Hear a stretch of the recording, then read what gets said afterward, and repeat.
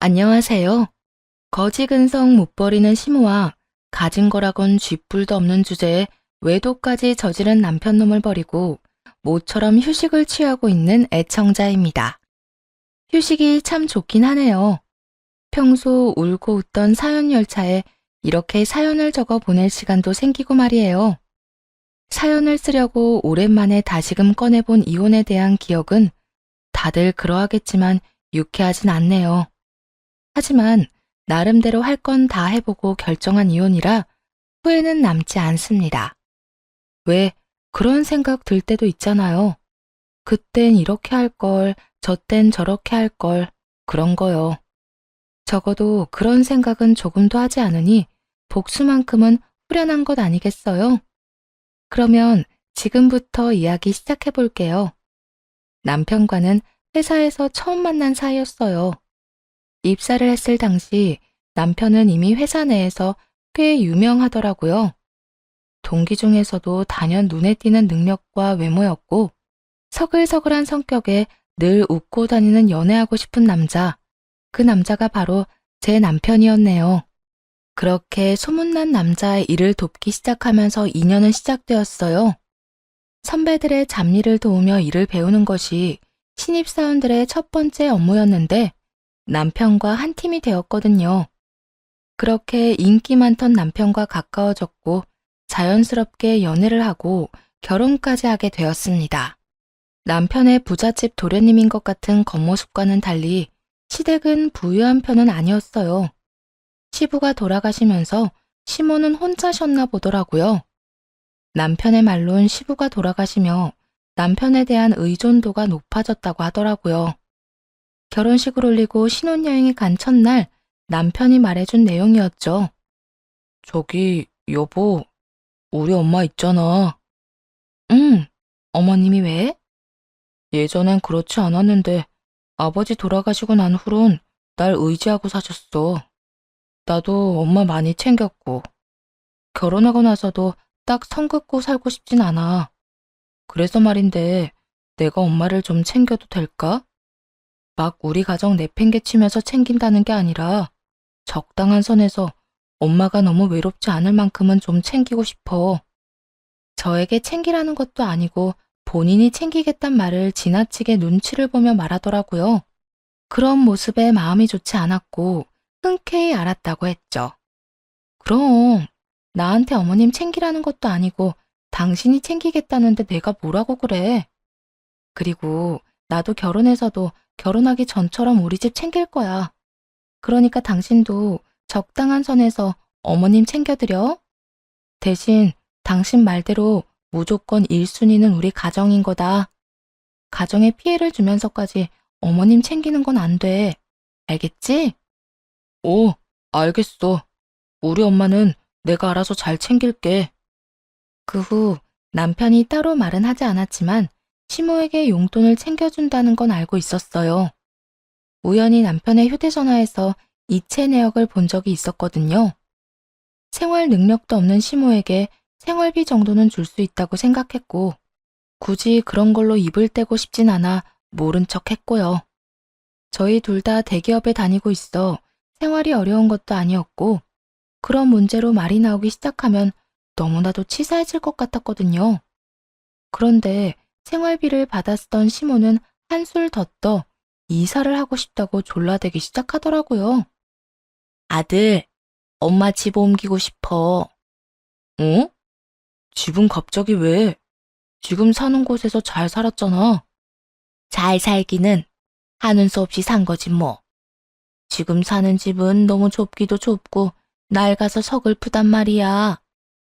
시모는 남편의 팔을 붙들고 흔들며 조르기 시작했고 그런 상황이 잘 이해가 되지 않더라고요. 시모가 살고 있던 집은 남편과 함께 살던 집으로 두 사람이 살아도 충분한 집이었는데 말이죠. 남편도 없는데 왜 갑자기 좁다고 하는 것인지 이상했어요. 거기에다 이사를 하고 싶다고 그냥 할 수 있는 것도 아니잖아요.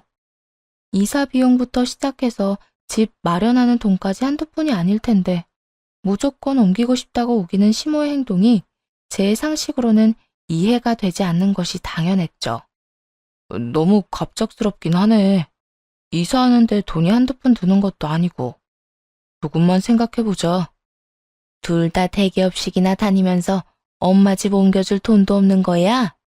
엄마가 이제 살면 얼마나 산다고 엄마한테 돈을 아껴. 아끼는 게 아니라 너무 큰 돈이니까 그렇지. 일단 생각 좀 해보고 말해줄게. 조금만 기다려. 그래도 단박에 알겠다고 하지 않고 시간을 끄는 남편을 보며 안도했는데 시모가 돌아간 후 이렇게 말을 꺼내더라고요.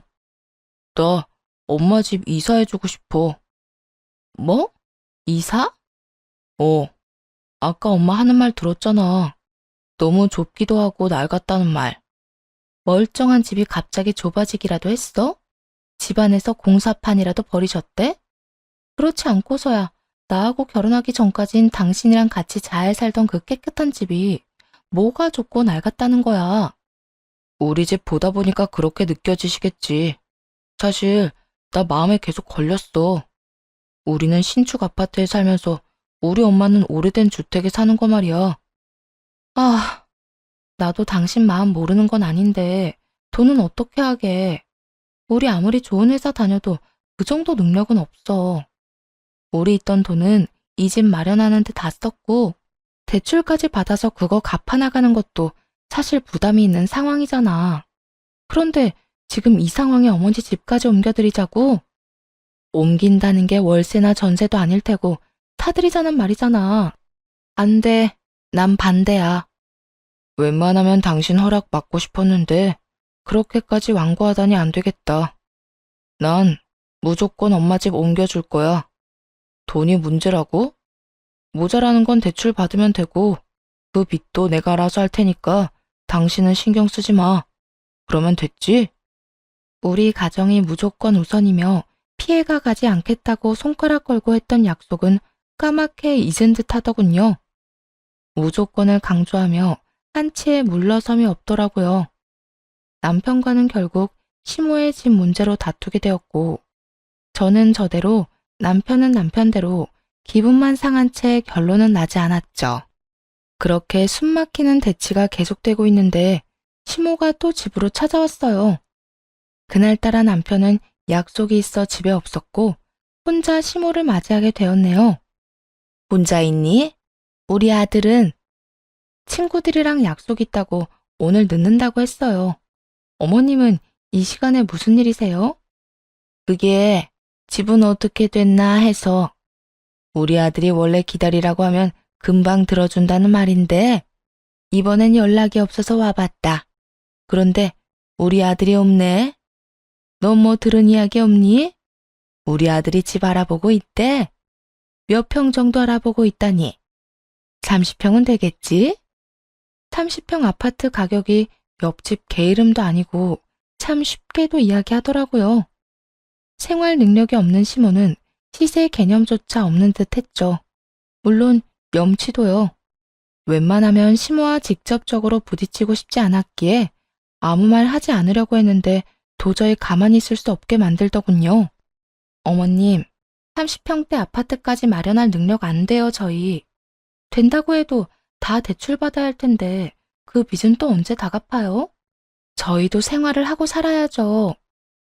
내가 언제 너한텐 집 해달라고 했니? 왜 네가 나서서 이 난리야? 난 너 말고 우리 아들한테 해달라고 했어. 그리고 대출금 부담스러우면 전세도 괜찮고 그것도 영 부담스러우면 월세도 괜찮다 난. 그 월세는 하늘에서 떨어지나요? 그 월세도 아범이 내야 하잖아요. 월세에 용돈에 생활비에. 그렇게 되면 아범이 버는 돈 거의 다 어머님 밑으로 들어가야 한다고요. 그게 왜? 네 돈은 아니잖니? 네 돈 쓰라는 것도 아닌데 아까부터 왜 네가 화를 내? 너 진짜 웃기는 애구나. 남편과 제가 가족이 된 것이 언제인데 시모에게 저는 여전히 이방인이고 남편과 시모만 한 가족이라도 되는 양 말하더라고요. 거기에다 남편 돈은 시모를 위해 써도 무방하다는 생각까지 가지고 있었고요. 제가 웃긴 게 아니라 어머님이 말도 안 되는 요구를 하시는 거예요. 부모님께 효도하는 거? 저도 막을 생각 없어요. 그런데 그것도 어느 정도여야 가만히 있죠. 저희 생활도 안 되고 빚이나 월세금에 허덕이면서까지 도와야 한다면 전 반대예요. 그러니까 어머님도 아범한테 너무 과한 요구는 하지 말아주세요. 뭐? 네가 뭔데 나한테 이래라 저래라야? 저요? 저 어머님 아들이랑 결혼한 사람이자 앞으로 어머님 아들이랑 같이 살아갈 사람이요. 저 그냥 이 집에 사는 여자 아니에요. 그리고 아범은 그냥 저랑 사는 것도 아니고요. 이제 저희는 가족이 됐고 저희의 미래를 위해 여러 준비를 해야 하는데 무리해서 어머님 도와드릴 순 없어요. 집은 아범이랑 저랑 좀 더 상의해보고 말씀드릴 테니 오늘은 이만 돌아가 주세요. 지금 더 이야기 나누다간 저도 어머님도 얼굴만 붉힐 것 같네요. 남편이 올 때까지 못 간다고 우길 거라 생각했는데 시모는 웬일인지 조용히 집으로 돌아가더라고요. 그리고 남편에게 연락이 왔어요. 시모에게 연락이 왔는데 많이 울고 있더라며 아무래도 시댁에 가서 이야기를 들어보고 자고 와야 할 것 같다고요. 그날 얼마나 웃었나 모릅니다. 시모 하는 짓거리가 너무나도 유치해서 말이에요. 다음날 집으로 돌아온 남편은 아무 말도 하지 않더라고요. 눈치를 보아하니 30평 이야기를 들은 듯 했는데 그건 본인이 생각해도 아니란 생각을 한 모양이었어요. 왜 안 그렇겠어요? 혼자 사는 분이 저희가 그만한 돈이 있는 것도 아닌데 자식 생각은 전혀 하지 않고 30평대 신축 아파트를 바라는 게 남편도 얼마나 황당하겠어요. 하지만 집을 옮겨주겠단 마음만큼은 변하지 않았나 보더라고요. 몇 달을 저와 남편, 저와 시모가 번갈아 가며 대립했습니다. 그렇게 점점 지쳐가던 어느 날, 세를 주었던 집이 빠지게 되었어요. 저에겐 20살 때 물려받은 집이 있었거든요. 시모가 원하던 30평대 아파트에 해당했죠. 구축이긴 했지만 깨끗하게 잘 관리가 되었고 내부도 내부였지만 외관도 괜찮은 곳이었고요. 늘 해왔던 대로 다시 세를 주면 좋겠지만 그땐 전 이미 많이 지친 상태였어요. 그래서 그 집에 시모를 살게 해주기로 했습니다. 단, 제 명의의 집이란 걸 숨기고서 말이에요. 어머님, 땡땡동의 땡땡땡 아파트 아시죠? 응, 아는데 왜? 거기로 얻어줄 거니? 거기도 꽤 하는 걸로 아는데. 말씀드렸다시피 사는 건 안 되고 월세 주고 들어가서 사는 건 될 것 같아요. 어머님 원하시던 30평대이고 집도 깨끗이 관리해서 괜찮다고 하더라고요. 제가 아는 분 집인데 사정 이야기했더니 싸게 준다고 들어와서 살라고 하셔서요. 계약 기간이 없는 대신 그쪽에서 나가라고 하면 바로 나가는 조건인데 괜찮으세요? 거기 좋다고들 이야긴 듣긴 들었지만 구축이지 않니? 난 신축에서 살고 싶은데. 아, 그러세요? 그러면 하는 수 없죠. 안 된다고 할게요. 부동산에서 계약 만기된 거 알고 다른 세입자 소개해준다고 난리라며 안 들어갈 거면 빨리 말해달라고 했거든요. 능청스럽게 거짓말을 하며 휴대전화를 꺼내들었고 시모는 다급하게 제 손을 막더군요. 잠깐만. 너 무슨 애가 그렇게 성격이 급하니?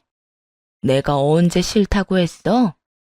그냥 신축이 좋긴 하지만 그 정도 조건이면 나도 그렇고 우리 아들도 부담이 없겠다. 이 말을 하려고 했어, 얘. 그러셨어요? 전 또 구축이라 싫다는 말인 줄 알았네요. 사람 말은 끝까지 들어야지. 그러면 언제 이사하면 되니? 난 하루라도 빨리 가고 싶은데. 바로 이사하시면 돼요. 전 세입자가 나가면서 청소업체까지 불렀다고 하니까 바로 들어가셔서 사시면 돼요. 시모는 실룩이는 입꼬리를 애써 감추며 알겠다고 하더군요. 그로써 그 지긋지긋하던 집전쟁도 끝이 나며 남편도 고맙다는 말을 전해오더라고요. 고마워, 신경 써줘서. 아, 어찌되었든 잘 해결됐으니까 이번 일은 그냥 넘어가는데 다음엔 이런 일 만들지 마. 당신 나하고 약속했잖아. 가정에 절대 피해주지 않는 선까지 돕기로 말이야. 그런데 이번 일은 피해를 주고도 남는 일이었어. 당신도 그 사실을 알면서도 끝까지 우겼고, 나 진짜 말은 못했지만 섭섭하기도 하고 이러려고 결혼했나 싶기도 했다고. 미안해. 나도 무리라는 건 아는데 엄마가 불쌍하기도 하고 좋은 집에 살게 해주고 싶기도 해서 그랬어. 앞으로는 내가 진짜 잘할게. 남편과 전 극적으로 화해를 하게 되었고, 그렇게 다시 평화로운 생활이 시작될 거라 믿었습니다. 그런데 양심도 없는 시무는 아파트에 살게 해줬더니 이젠 집이 넓어 청소를 하기 힘들다며 저를 불러대기 시작하더군요. 너 주말에 우리 집에 와서 청소 좀 해라. 네? 청소요? 그래. 좁은 집에 살다가 넓은 집에 사니까 청소하느라 힘들어 죽겠다. 앞으로 주말마다 와서 청소 좀 해주고 가. 알겠지? 그러면 쉬려무나. 끊는다. 순간 정신이 아득하더라고요. 이건 뭐 물에 빠진 거 구해줬더니 보따리 내놓으란 것도 아니고 집 구해줬더니 청소를 하라뇨. 뭐야? 왜 그래? 엄마 아니야? 맞아, 어머님. 진짜 대단하시다. 왜? 뭐라는데? 집이 좁아서 이사시켜달라더니 이번엔 집이 넓어서 청소를 못하겠다네. 주말마다 와서 청소하래. 어머님은 힘들어서 못하겠다고. 저는 시모의 요구가 너무나도 황당한데 남편은 덤덤한 목소리로 이렇게 말하더군요. 청소? 가서 좀 해줘. 힘든 일도 아니고. 어이없는 시모의 당당한 청소 요구보다 남편의 이 말이 더 화가 나더라고요. 특히 자기는 아무 상관도 없다는 듯 휴대전화에 시선이 꽂힌 채 실실 웃는 그 표정이 말이에요. 그 자리에서 남편의 휴대전화를 빼앗아 협탁에 내려놓고 따지기 시작했어요. 내가 집에서 노는 사람이야? 여보, 나도 당신이랑 똑같은 회사에서 힘들게 일해. 그런 내가 주말에 쉬지도 못하고 당신 집에 가서 청소나 해주는 게 힘든 일이 아니야? 당신, 그런 식으로 말하면 나 진짜 섭섭하다고. 너 왜 별거도 아닌 걸로 정색까지 하고 그래? 청소하는 게 그렇게 힘들어? 그냥 엄마 얼굴도 볼 겸 겸사겸사 간 김에 청소 좀 해주고 오면 되는 거잖아. 제발 별것도 아닌 일에 이러지 좀 말자, 어? 별것도 아닌 일? 정말 당신은 그렇게 생각해? 그렇잖아. 한평생 나 키운다고 고생한 우리 엄마한테 그 정도도 못 해주냐? 아, 그래. 그러면 그렇게 불쌍한 어머님 집은 당신이 가서 당신이 청소해줘. 애 먼 사람 부려먹을 생각하지 말고. 그래, 내가 한다 해. 하여튼 단 한 번도 그냥 조용하게 넘어가는 일이 없지. 당신이란 사람 그렇게 안 봤는데 진짜 대단하다 대단해. 당신이야말로 대단하다고 생각 안 해? 당신 키우느라 고생한 거면 당신이 가서 효도할 생각을 해. 어머님이나 당신이나 나 부려먹을 생각하지 말고. 결국 남편과 또 다퉜고 주말에 남편은 혼자 시댁에 가버리더군요. 저도 굳이 따라 나서지 않았고요. 집에서 혼자 오랜만에 혼자만의 시간을 즐기고 있으려니 잔뜩 화가 난 시모가 득달같이 찾아오더라고요. 너 진짜 미쳤어? 감히 너 따위가 뭔데 우리 아들한테 청소시켜? 그까지 청소 힘든 일도 아니라고 하길래 보냈는데요. 저는 청소가 너무 힘든데 그렇지 않다고 하니 안 힘들다는 사람이 가서 하는 게 맞잖아요. 무슨 문제 있어요? 너 진짜 이렇게 나올 거니? 무슨 애가 이렇게까지 되버라진 거야? 어머님, 저는 어머님이 저한테 뭐라고 하든 주말마다 어머님 집에 가서 시녀짓 할 생각 전혀 없어요. 그러니까 괜히 혈압 높이지 말고 그렇게 귀한 아들 손에 걸레질 시키기 싫으면 직접 다 하세요. 그러면 되지 않겠어요? 야, 너 진짜 시어미가 시어미로 안 보이는 거야? 어떻게 시어미가 뭐라고 하는데 눈 하나 깜빡하질 않아? 제가 뭘 잘못이라도 해야 어머님이 혼내시면 겁이라도 내죠.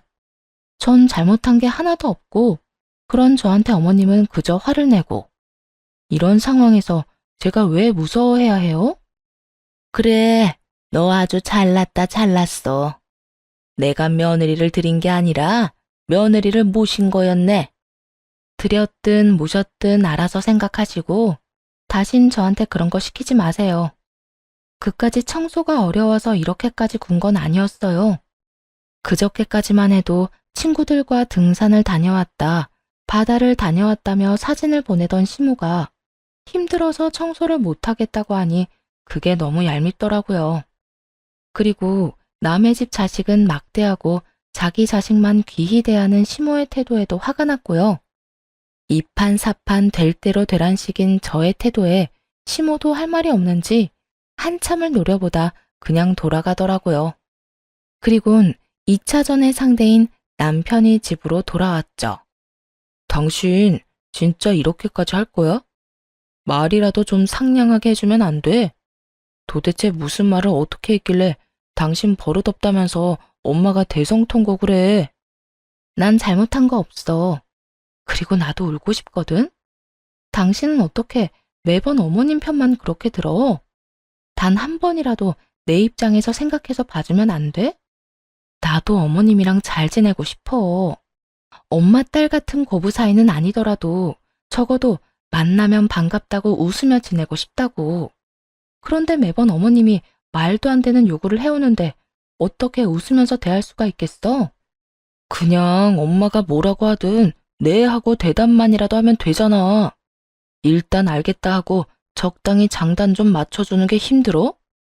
장단만 맞춰주면 끝날 일이 아니잖아. 매주 연락이 올 거고 왜 안 오냐고 닥달할 거고 올 때까지 연락해 올 게 뻔한데 어떻게 알겠다고 해. 당신은 당신 엄마를 그렇게 몰라? 이번에도 봐봐.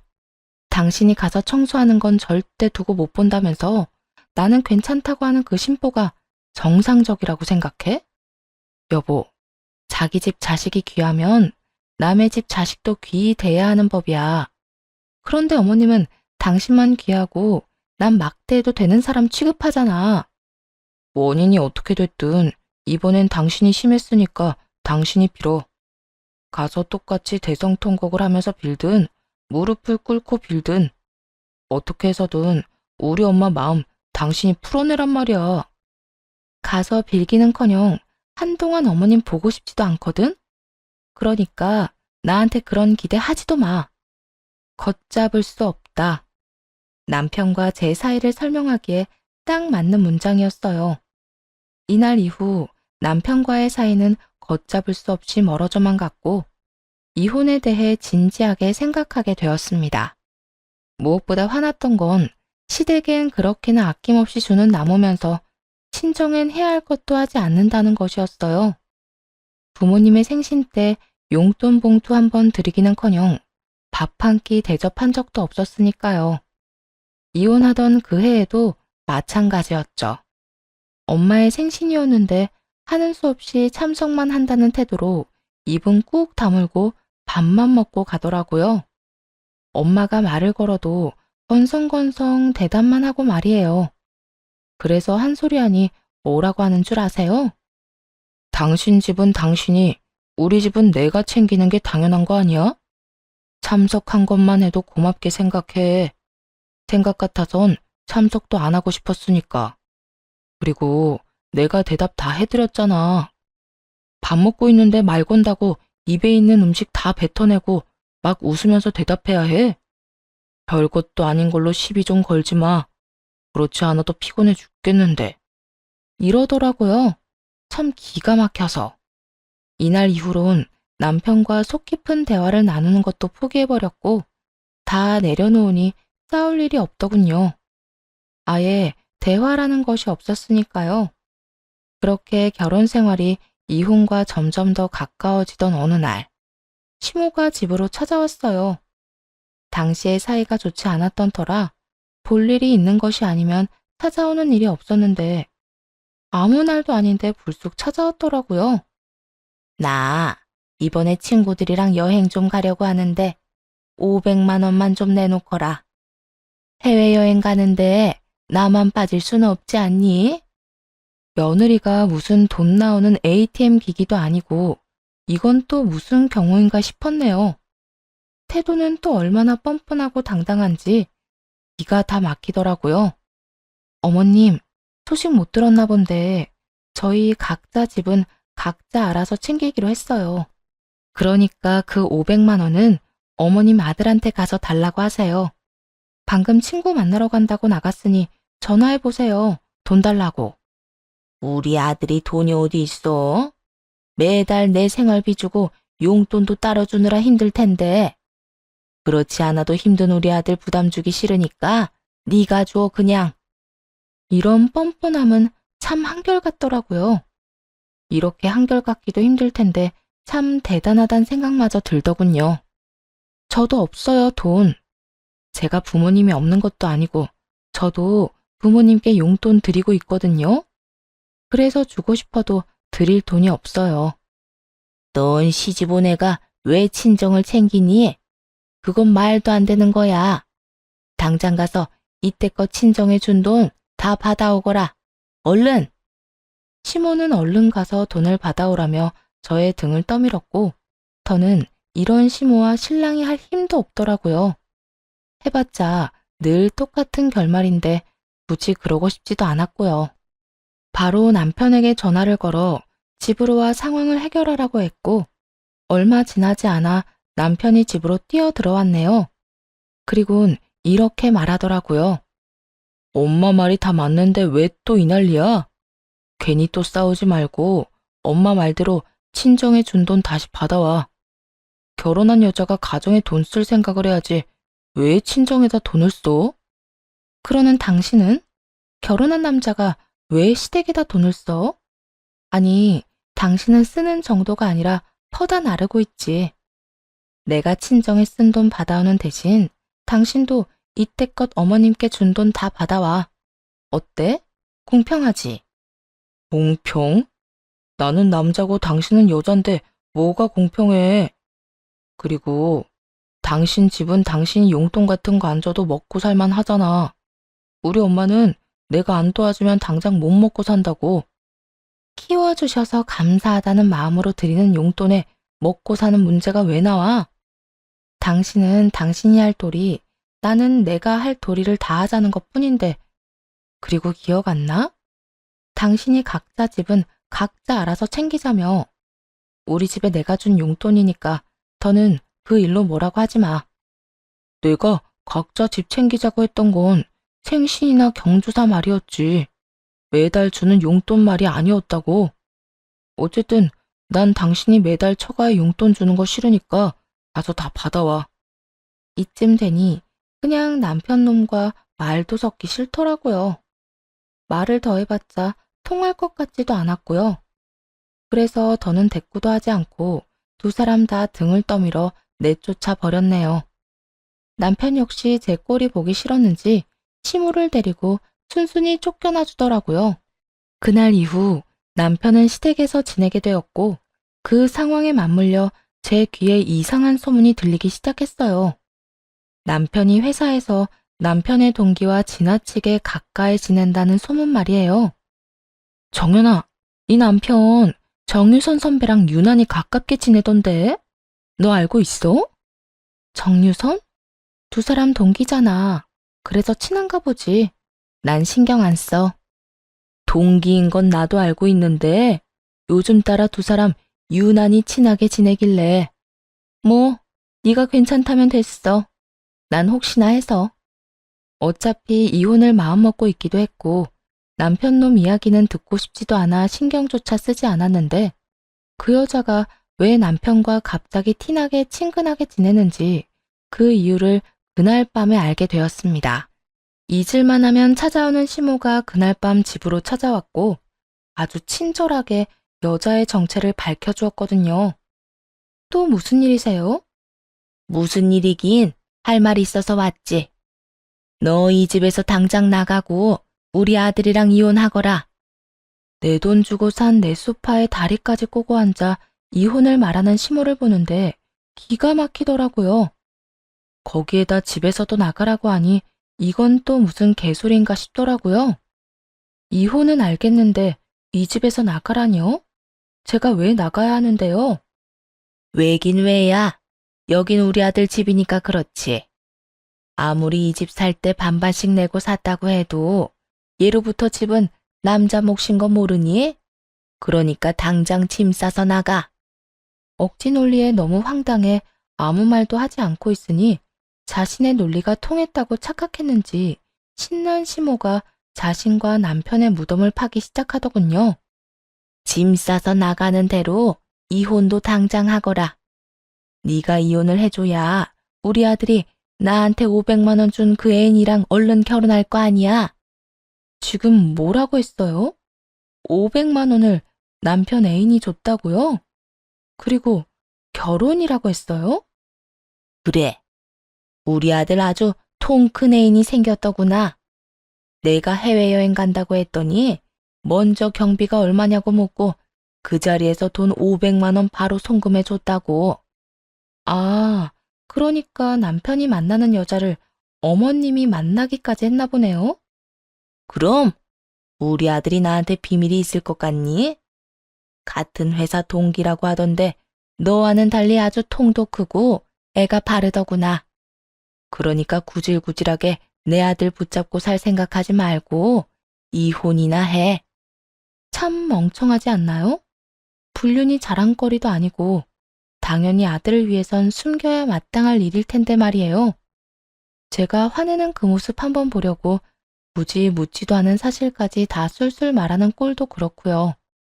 말을 잃은 제 모습이 너무나도 만족스러웠는지 제게 더 큰 화를 끌어내기 위해 휴대전화까지 내밀더라고요. 세 사람이 함께 찍은 사진을 보여주기 위해서 말이죠. 어때? 잘 어울리지? 너만 빠지면 우린 이렇게 화목하게 살 수 있단다. 상간녀의 정체는 확인해 볼 것도 없이 낮에 들은 그 여자였고 시모를 가운데 둔 세 사람은 밝게 웃고 있더군요. 시모의 휴대전화를 빼앗아 들고 제 휴대전화로 그 사진을 다시 찍었어요. 뒤로 넘기니 다른 사진들도 많길래 그 사진들도 다 찍어뒀네요. 멍청한 시모는 외도 사실을 알려준 것도 모자라 증거까지 다 넘겨준 셈이었죠. 모든 사실도 알았겠다. 증거까지 완벽한 상황. 이혼해야 한다면 그때가 최고의 타이밍이란 생각이 들더라고요. 어머님, 제가 이런 말을 하게 될 줄은 몰랐는데 고마워요. 진심이에요. 너 충격이 커서 미쳐버렸니? 갑자기 고맙기는 왜 고맙니? 왜긴 왜겠어요. 그렇지 않아도 이혼이 하고 싶어 안달이 날 지경이었는데 어머님이 이렇게 그의 외도 사실도 알려주고 외도 증거까지 가져다 주니 제가 너무 고맙지 않겠어요? 그제야 시모는 자신이 한 짓이 얼마나 남편에게 불리한 짓이었는지 깨달은 모양이더라고요. 제 손에 쥔 자신의 휴대전화를 낚아채곤 서둘러 부인을 하기 시작했거든요. 뭐야? 외도 증거? 아니다, 외도 같은 거. 내가 애인이라고 했던 건 그냥 한 말이고 친한 친구 사이라고 했어. 난 그저 네가 화내는 꼴을 좀 보고 싶어서 거짓말을 했던 것뿐이라고. 다 됐고요. 우선 어머님이 살고 있는 집부터 좀 비우세요. 그 집 사실은 제 지인 집이 아니라 제 집이거든요. 될 수 있으면 빨리 좀 비워주시고 이 집에서도 빨리 좀 나가주실래요? 이혼할 남자 엄마랑 더는 마주보고 있기도 싫어서요. 그 집이 네 집이란 말이야? 네.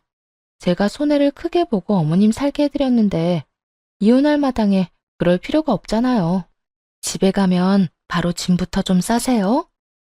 너 우릴 속였니? 왜 그런 걸 속여? 그리고 이렇게 갑자기 나가라고 하는 법이 어디에 있어? 생각 안 나세요? 집주인이 원할 시엔 언제든 바로 집에서 나간다는 조건이 있었던 거. 집주인은 저고 제가 원하는 언제든이라는 시점이 바로 지금이에요. 그러니까 당장 나가주세요. 여기서도 나가주시고요. 시모가 무어라 하기도 전에 밖으로 내쫓아버렸고 상황을 전해들은 남편놈이 헐레벌떡 집으로 들어오더라고요. 들어오자마자 변명부터 쏟아내는데 유명 래퍼도 울고 가겠더군요. 여보, 엄마가 당신한테 헛소리했다고 하던데 그거 다 사실 아니야. 엄마가 다 거짓말한 거야. 나 믿지?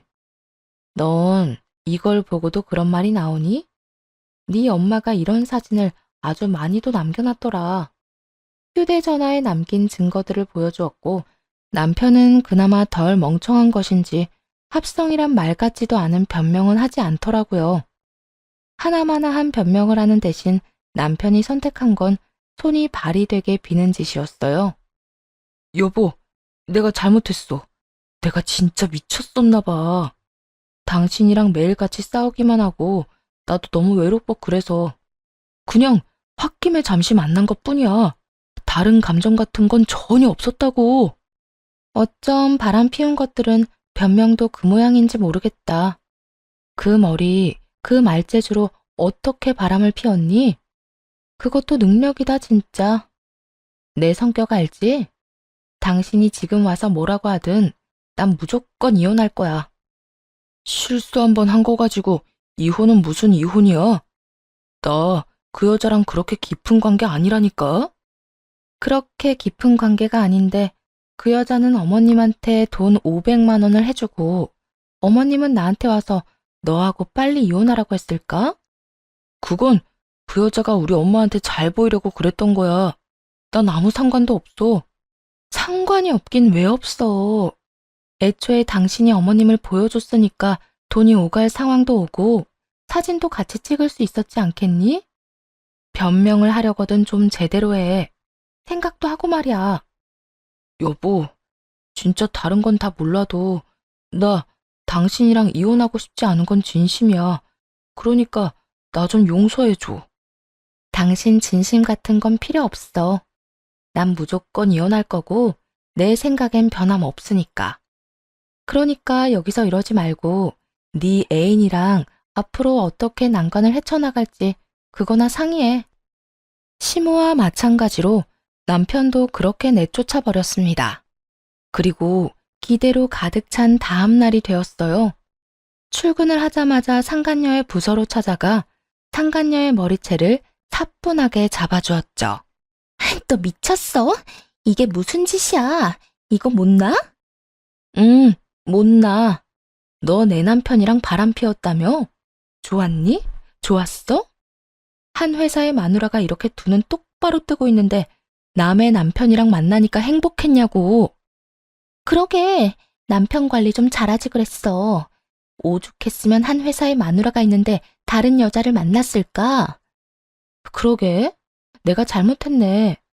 그런데 나보단 네 잘못이 더 크지 않겠어? 그러니까 너 오늘 나한테 좀 혼나자. 온 힘을 다해 상간녀를 휘둘렀고 상간녀는 속수무책으로 저에게 끌려다녔네요. 그렇게 한참 상간녀와 다투고 있는데 남편 놈이 달려오더라고요. 여보, 회사에서 이게 무슨 짓이야? 달려온 남편은 바로 상간녀에게서 저를 떨어뜨리고 상간녀 앞을 막아서더라고요. 이렇게 보니 잘 어울리네. 아주 천생연분이야. 여보, 여기서 이러지 말고 나가서 이야기하자. 여기 회사야, 회사. 우리는 둘째치고 당신도 이런 식으로 굴면 징계감이라고. 고양이 쥐 생각하고 있네. 남편이 바람 피워서 이혼하는 마당에 징계가 무서울까봐? 내 걱정하지 말고 너희 걱정이나 해. 내가 너는 불륜남, 너는 상간녀 딱지 제대로 붙여줄 테니까. 그만하자. 나도 질린다 질려. 당신이 이러니까 내가 바람을 피운 거야. 알아? 내가 이렇게까지 된 건 당신이랑 당신 엄마 때문인데 그건 알아? 어쨌든 이혼 소장 날아갈 거고 날짜 맞춰서 오기나 해. 당신 엄마가 이혼 빨리 하라고 성하던데 이번에야말로 엄마 말 좀 잘 듣고 이혼이나 빨리 하자. 그래, 이혼하자. 그런데 당신 재산 나눌 준비도 하고 있지? 들어보니까 우리 엄마 사는 그 집 당신 거라며? 우리 이혼하면 그 집도 포함해서 재산 분할해야 하는 건 알고 있지? 넌 진짜 그런 상식으로 어떻게 이 회사에 들어왔는지 정말 의문이다. 재산 분할 이야기하고 있는데 왜 상식 이야기는 꺼내고 난리야? 두고 보면 알 거야. 재산 분할이랑 상식이랑 무슨 연관관계가 있는지 말이야. 어쨌든 법원에서 보자. 남편은 끝까지 헛소리를 해대더군요. 재산 분할이라니 아주 원대한 꿈 아닌가요? 어쨌든 불륜 소식은 입에서 입을 타고 온 회사에 퍼져버렸고 소란을 피운 저는 징계, 두 사람은 회사에서 잘리게 되었습니다. 그 후 남편과 상간녀, 시모에게까지 소송을 걸었고 위자료를 싹 받아내고 이혼하게 되었어요. 물론 결혼 전 물려받은 재산에 대해 분할이 가능할 리도 없었고요. 전 남편은 그런 법이 어디 있냐고 고함을 지르며 난동을 피웠지만 힘만 빼는 짓거리였죠. 그 후 얼마 지나지 않아 두 사람이 결혼식은 생략하고 살림만 합쳐 살기 시작했다는 소식이 들려오더라고요. 물론 오갈 데 없는 전 시모도 함께 산다고 했어요. 따로 산 저도 그렇게나 시달렸는데 함께 산다고 하니 얼마나 버틸까 기대마저 되는 상황이었죠. 아니나 다를까 3개월도 지나지 않은 어느 날 상간녀에게 전화가 오더라고요. 너 이딴 집안인 거 알고 저 인간 나한테 떠넘긴 거지? 그런 거지? 상간녀의 목소리는 분노로 가득했는데 굳이 묻지 않아도 상황을 알겠더라고요. 어찌나 웃음이 나오는지 그제야 통쾌한 기분이었어요. 왜? 생각보다 많이 힘든가 봐? 생각보다 힘들어? 이건 그냥 미친 집안이잖아. 벌어오는 돈 한 푼 없으면서 이것저것 바라기만 하는 시어머니에다가 그런 시어머니가 불쌍하다고 다 해주는 남편. 이딴 집구석이었으면 진작 말을 해줬어야지. 내가 왜? 나한테 남편 관리 똑바로 못해서 바람났다는 여자한테 내가 미쳤다고 그딴 말을 해주겠어? 아무리 그래도 이딴 집안이었으면 언질이라도 해줬어야지. 너 때문에 내 꼴이 어떤 줄이나 알아? 상간녀 딱지도 모자라서 이혼녀 딱지까지 붙이게 생겼다고. 이게 진짜 정신을 놔버렸나. 어디서 상간녀 주제에 남 탓을 하고 있어. 내가 내 남편이라고 만나달라고 빌었니? 울고 불고 매달리기라도 했어? 네가 좋아서 만나놓고 이제 와서 왜 내 탓이야. 그러게. 멍청하게 남이 버리려는 쓰레기는 주워가라고 했어? 남이 버리려는 쓰레기를 주워가려고 했어? 뭐야? 너 지금 불난 집에 부채질하니?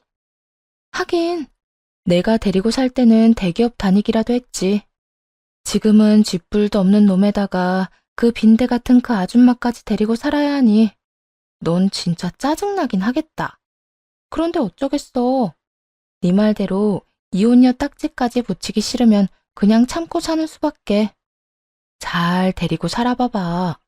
살다 보면 철도 들고 네 인생에 도움이 되는 날이 오긴 오겠지. 그게 언제가 될지는 모르겠지만 말이야. 이 말에 약이 오를 대로 오른 상간녀는 욕을 하며 소리를 질렀지만 그대로 전화를 끊어버리고 차단을 해버렸네요. 가치도 없는 인간한테 같이 욕을 해봤자 뭐 하겠어요? 제 입만 더러워지지. 그리고 또 3개월 뒤 이번엔 전 남편이 찾아오더라고요. 급하긴 급했는지 회사 앞으로 찾아왔었는데 거짓골을 보아하니 상간녀와도 헤어진 모양이더라고요. 여보, 잘 지냈어? 보면 몰라? 잘 지내잖아. 그러는 당신 꼴은 그게 뭐야? 나?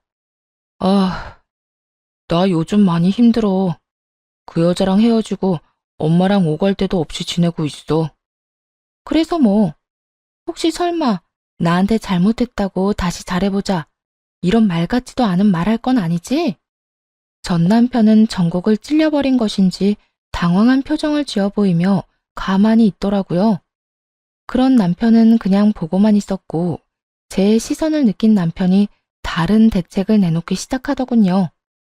나도 양심은 있어. 설마 당신한테 그런 말을 할 수가 있겠어? 내가 찾아온 건 다름이 아니라 우리 엄마가 살던 당신 집 있잖아. 당분간 우리 거기서 새 좀 들어서 살 순 없을까? 진짜 우리가 오갈 데가 마땅치가 않아서 그래. 전혀 생각지도 못한 부탁이었어요. 설마 이혼한 전 남편이 회사 앞까지 찾아와서 제 명의의 집에 세를 들어 살고 싶다 소리를 할 줄 누가 상상이나 했겠어요? 전 여전히 아무 말도 하지 않고 있었고 전 남편은 다시 부탁을 해오기 시작하더라고요. 정말 어려워서 그래. 그때 그 월세로 한동안만 좀 살게 해줘. 엄마도 그 집에서 다시 살고 싶다고 난리고 나도 그 집이면 살만할 것 같아서 그래. 가진 건 쥐뿔도 없으면서 30평대 아파트 타령이나 하는 그 도둑놈 빈대 심보는 여전한가 보더군요. 고민 끝에 이 말도 안 되는 부탁을 들어주기로 했어요. 단, 월세는 빼고 말이죠. 그때 그 말도 안 되는 월세로 사는 건 말도 안 되지. 이젠 우리 가족도 뭣도 아니잖아? 그래도 그간의 정이 있으니까 달에 150만 원만 내고 지내. 당신도 알겠지만 시세 대비 저렴하게 해주는 거야. 뭐? 150만 원? 아, 나 지금 직장도 없어서 하루살이 신세인데 그 돈을 어떻게 마련해? 거기에다 내가 혼자도 아니고 엄마도 책임져야 하는 상황인 거 잘 알잖아. 그건 내 사정이 아니라 당신 사정이지. 내가 이혼한 마당에 그런 사정까지 다 봐줘야 해? 150만 원이 부담스러우면 단칸방이나 알아봐. 당신이 원하는 월세로 살 수 있을 테니까. 전 남편은 이것도 저것도 본인 뜻대로 되지 않자 태세를 바꿔 버럭 화를 내기 시작하더라고요. 모든 것을 제 탓으로 돌려버리는 것까지 잊지 않고 말이에요. 당신 진짜 이렇게까지 매정하게 굴 거야? 불쌍한 사람 돕는 셈 치고 좀 도와주면 어디가 덧나? 덧나. 내 심보가 뒤틀릴 것 같거든. 그리고 누가 불쌍한데? 당신은 지금 당신이랑 당신 엄마 모습이 너무 불쌍할지 몰라도 나한텐 전혀 아니거든? 내 눈엔 벌 받을 사람 벌 잘 받고 있다 싶어. 그러니까 내 앞에서 불쌍한 코스프레 할 생각도 하지 마. 이 매정한 년아, 내가 이렇게 된 게 다 누구 때문인데? 내가 애초에 너 같은 거랑 결혼만 안 했어도 이 모양 이 꼴은 안 됐어. 너 때문에 다 망친 내 인생 다 망쳤어. 다 너 때문이라고. 전 남편은 고함까지 지르며 다가왔고 눈이 뒤집혀버린 전 남편의 뺨을 시원하게 날려줬네요. 정신 차려. 벼랑 끝까지 몰리니까 만만한 내가 생각나서 찾아왔나 본데 나 네 생각처럼 만만한 사람 아니거든? 어디서 꼴 같지도 않게 행패야 행패가? 너 지금 감히 날 때렸어? 때렸어. 정신 못 차리고 헛소리 하길래 좀 때렸는데 왜? 불만 있어? 그러게 바람 피워서 이혼당한 주제에 남 탓이나 하래? 앞으로 인생 똑바로 살아. 그리고 다신 찾아오지도 마. 너란 인간 이제 지긋지긋하니까. 여전히 뺨을 부여잡고 서 있는 전 남편을 뒤로 한 채 집으로 돌아왔고 그 후 전 남편이 다시 찾아오는 일은 없었어요. 돈 500만 원이 뭐라고 거의 공짜로 살던 아파트도 날려버리고 그 김에 아들 인생까지 날려버린 시무를 생각하면 아직도 가끔 웃음이 나오곤 하더군요. 비웃음 말이에요. 그 덕에 이혼을 성공적으로 하게 되었으니 감사한 일이기도 하지만요. 그렇게 가끔 웃기도 하고 원망도 하고 또 때론 감사도 하다 보니 2년이란 시간이 지났네요. 요즘은 다니던 회사를 그만두고 처음 말씀드렸다시피 쉬고 있는 중이에요. 새로운 무언가에 도전하기 위해서가 아니라 정말 말 그대로 휴식기를 보내고 있습니다. 이혼을 하고 온 정신을 일에 쏟았던 터라 몸도 마음도 너무 지친 듯해 어렵게 내린 결정이었어요. 쉬는 김에 친정 근처로 이사도 했고 자주 부모님과 시간을 보내며 요즘은 아주 느긋하고 행복한 하루하루를 보내고 있어요. 그간 모아둔 돈이 있기도 하고 퇴직금의 위자료까지 모아뒀던 터라 돈 걱정은 하지 않고 쉴 수 있다는 것이 가장 큰 행복인 것 같네요. 다들 이래서 돈 많은 백수가 꿈이라고 하는구나 싶어요. 이 휴식이 끝이 나고 나면 전 새로운 시작을 하고 있을 테고 그땐 정말 과거를 다 털어내고 살고 싶어 이렇게 사연을 쓰고 있네요. 오늘을 마지막으로 전 모든 것을 훌훌 털어내고 새롭게 지내보려고요. 다들 응원해 주실 거죠? 사연 함께 해주셔서 감사합니다.